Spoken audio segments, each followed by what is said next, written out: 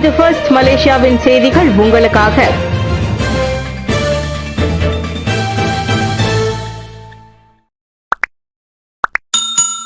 மாணவரை ஆசிரியர் திட்டிய விவகாரம் விசாரணை அறிக்கைக்காக ஸ்லாங்கூர் அரசாங்கம் காத்திருக்கும். கடந்த ஏப்ரல் 14 மாணவர் ஒருவரை அவரது நண்பர்கள் முன்னிலையில் ஆசிரியர் திட்டியதாக கூறப்படும் சம்பவம் குறித்த முழு விசாரணை அறிக்கைக்காக ஸ்லாங்கூர் மாநில அரசாங்கம் காத்திருப்பதாக மந்திரி புசார் டத்தோஸ்ரீ அமீருடின் ஷாரி தெரிவித்தார். இச்சம்பவம் குறித்து தற்போது ஸ்லாங்கூர் கல்வித்துறை விசாரித்து வருவதாகவும் இது தொடர்பான எந்த ஒரு நடவடிக்கையும் விரிவான விசாரணை முடிந்த பின்னரே மேற்கொள்ளப்படும் என்றும் அவர் கூறியுள்ளார்.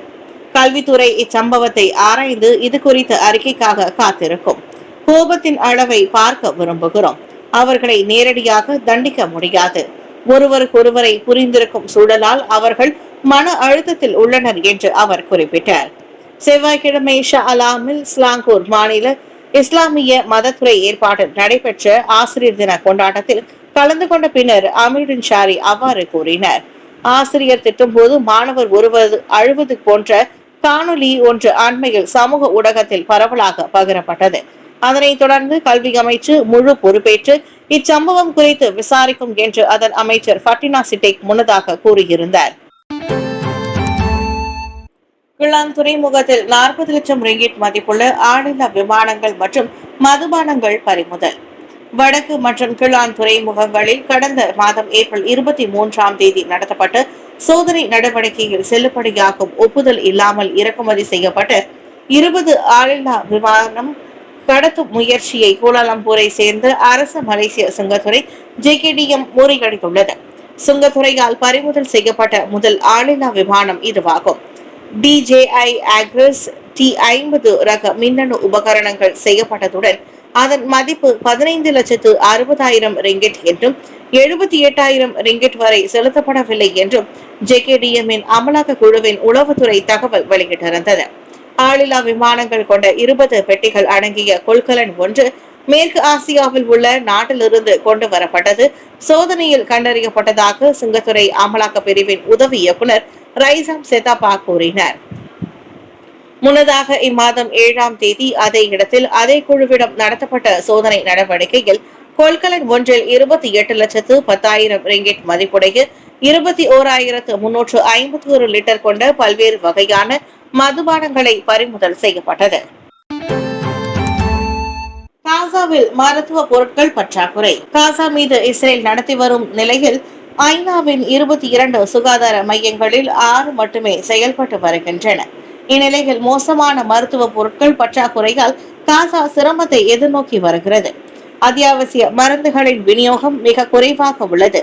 ஐக்கிய நாடுகளின் வேலை மற்றும் உதவி நிறுவனம் UNRWA-வின் சுகாதார மையங்கள் மட்டுமே செயல்படுகின்றன. அவை தங்கும் இடங்களுக்கு உள்ளேயும் வெளியேயும் உள்ள 37 மருத்துவ மையங்களால் ஆதரிக்கப்படுவதாக UNRWA வெளியிட்ட ஒரு அறிக்கையின் வழி தெரிவித்துள்ளது. ஆசியான் மாநாட்டின் வழி உறவுகளை வலுவாக்கும் மலேசியா. ஆசியான் நாடுகள் மீதான வரி விதிப்பு, தலைமைத்துவ மாற்றம் போன்ற சவால்களுக்கு மத்தியில் 5வது முறையாக ஆசியானுக்கு தலைமை ஏற்றுள்ள மலேசியா அதன் உச்சநிலை மாநாட்டை வெற்றிகரமாக நடத்தி வருகின்றது.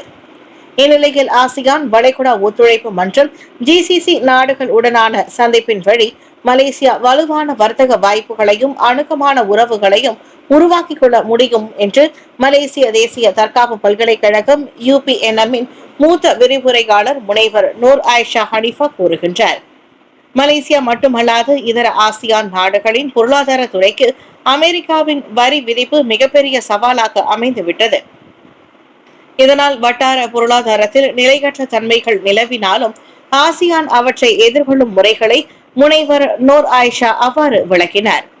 ஆனால் ஆசியானின் கலாச்சாரம் என்னவென்றால் இது எல்லா நாடுகளுடனும் நட்புறவை பேணும் களமாக உள்ளது.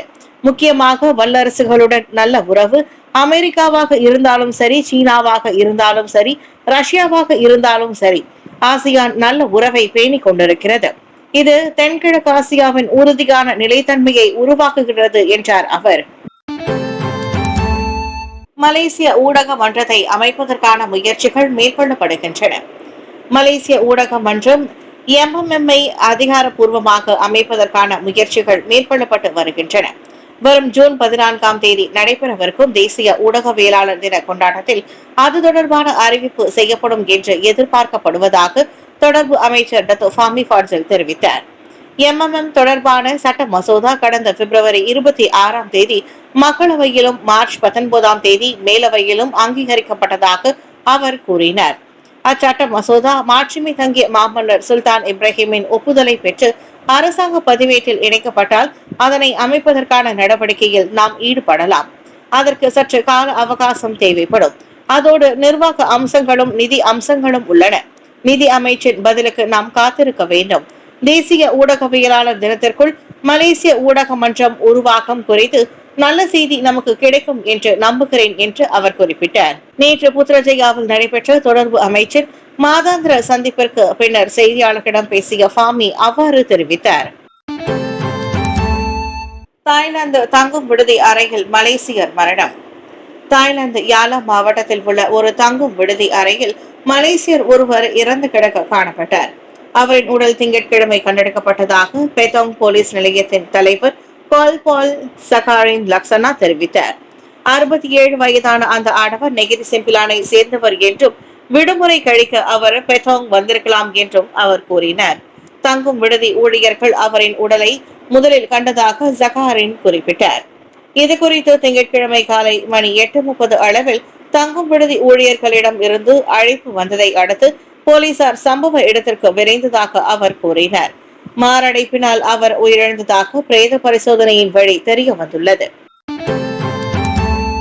GCC சீனா உச்சநிலை மாநாடு அனைத்துலக ஒத்துழைப்பில் சிறப்புமிக்க தருணத்தை குறிக்கின்றது. நேற்று முதல் முறையாக நடைபெற்ற ஆசியான் வளைகுடா ஒத்துழைப்பு மற்றும் GCC சீனா உச்சநிலை மாநாடு அனைத்துலக ஒத்துழைப்பில் ஒரு வரலாற்று சிறப்புமிக்க தருணத்தை குறிக்கின்றது. உயர்ந்த லட்சியம் மற்றும் இயல்பற்ற வெற்றியை பகிர்ந்து கொள்ளும் 3 ஆற்றல் மிக்க பங்காளிகளை இம்மாநாடு ஒன்றிணைத்துள்ளதாக பிரதமர் ஸ்ரீ அன்வார் இப்ராஹிம் தெரிவித்தார்.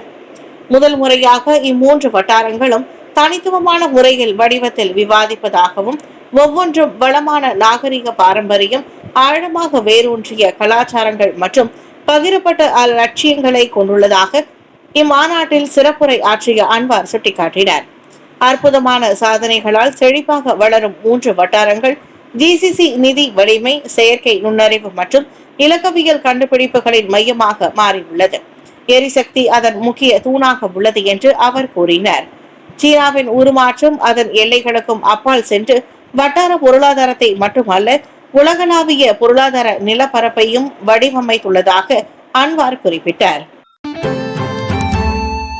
ஆசியான் மற்றும் GCC சந்திப்பு நம்பிக்கைக்கும் நட்புக்கும் சான்று. இரு வட்டாரங்களுக்கு இடையில் வலுவடைந்து வரும் நம்பிக்கை மற்றும் நட்புக்கு சான்றான இயல்பற்ற சந்திப்பாக இந்த 2வது ஆசியான் வளைகுடா ஒத்துழைப்பு மன்றம் GCC உச்சநிலை மாநாட்டின் ஏற்பாடு அமைந்திருக்கின்றது. இந்த அரசு தந்திர வெற்றி இரு வட்டாரங்களுக்கு இடையில் வியூக அரசியல் மற்றும் பொருளாதார உறவுகளை வலுப்படுத்தும் என்று பிரதமர் ஸ்ரீ அன்வார் இப்ராஹிம் தெரிவித்தார். இது இந்த வட்டாரத்தில் எங்களது அனுபவம். ஆசியான் தலைவர்களுக்கு மட்டுமல்ல, மிகவும் துடிப்பான GCC நாடுகளையும் இந்த வட்டாரத்திற்குள் அழைத்து வந்து நம்பிக்கை மற்றும் ஒத்துழைப்பு அடிப்படையில் நட்பின் மூலம் ஒன்றிணைந்து செயல்பட வைப்பது மிகவும் இயல்பற்றது என்று அவர் குறிப்பிட்டார். தென்கிழக்கு ஆசியாவில் 10 உறுப்பு நாடுகளை கொண்ட கூட்டமைப்புக்கும் எண்ணெய் வளம் மிக்க GCC நாடுகளுக்கும் இடையிலான முதலீடு அதிகரிப்பு நீண்ட கால வாய்ப்புகள் மீதான ஆழமான நம்பிக்கையை பிரதிபலிப்பதாக அன்வார் இப்ராஹிம் தெரிவித்தார். நேற்று கோலாலம்பூரில் நடைபெற்ற 2வது ஆசியான் வளைகுடா ஒத்துழைப்பு மன்றம் GCC உச்சநிலை மாநாட்டில் தலைமை உரையாற்றிய பிரதமர் அதனை கூறினார்.